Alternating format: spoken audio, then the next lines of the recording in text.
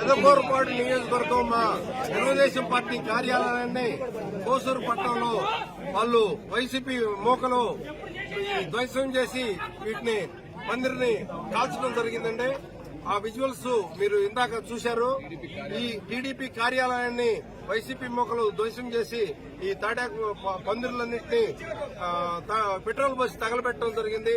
మా కార్యకర్తలు ఇప్పుడే నాకు ఇన్ఫర్మేషన్ ఇస్తే నేను రావడం జరిగిందండి.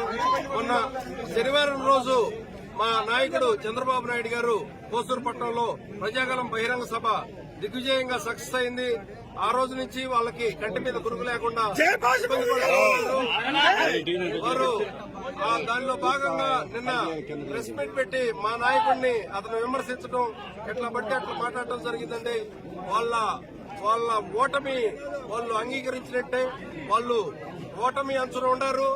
వాళ్ళు ఆ ఓటమి అంచున ఉండి వాళ్ళు ఏం చేయాలో అర్థం కాక వాళ్ళు జీర్ణించలేని పరిస్థితిలో ఇటువంటి తప్పుడు పనులు చేస్తున్నారు. వాళ్ళు మా ఆఫీస్ కార్యాలయాన్ని వాళ్ళు తగలబెట్టడం జరిగింది. అదే మేము చిటికేస్తే మా కార్యకర్తలందరూ 10 నిమిషాల్లో వాళ్ళ ఇల్లు కార్యాలయాలు ధ్వంసం చేయడానికి సిద్ధంగా ఉన్నారు.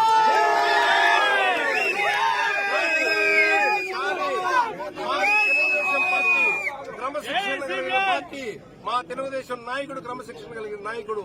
మా పార్టీ తెలుగుదేశం పార్టీ క్రమశిక్షణ కలిగిన పార్టీ.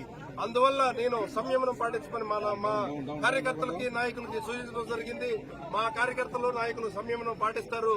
పోలీసు వారికి విజ్ఞప్తి, దీనికి సంబంధించి వారిని ఇమీడియట్లీ అరెస్ట్ చేసి తగిన న్యాయం చేయాలి. వాళ్ళని అరెస్ట్ చేసి వాళ్ళని ఇమీడియట్లీ గతంలో కూడా మా వాళ్ళు చేయని నేరానికి తప్పుడు కేసులు పెట్టి ఇరికించడం జరిగిందండి.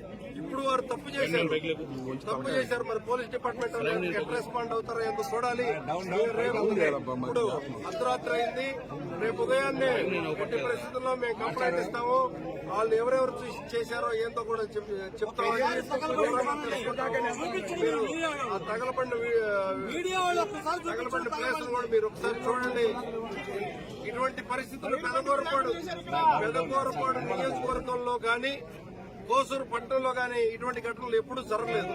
ప్రశాంతంగా ఉన్న కోసూరు పట్టణాన్ని, పెదకూరుపాడు నియోజకవర్గాన్ని గందరగోళంలో పడేస్తున్నారు వైసీపీ వారు. ఇటువంటి రాజకీయాలు, ఏదో రాజకీయాలు కరెక్ట్ కాదు.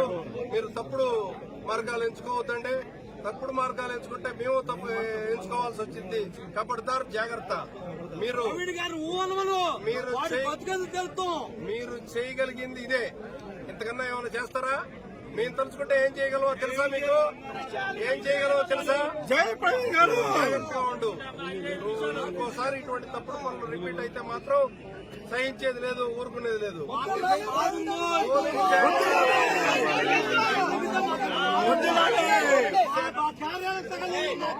పోలీస్ శాఖ వారు తక్షణమే స్పందించకపోతే మాత్రం మా రియాక్షన్ వేరుగా ఉంటుందండి. తక్షణమే స్పందిస్తారని అనుకుంటున్నాను.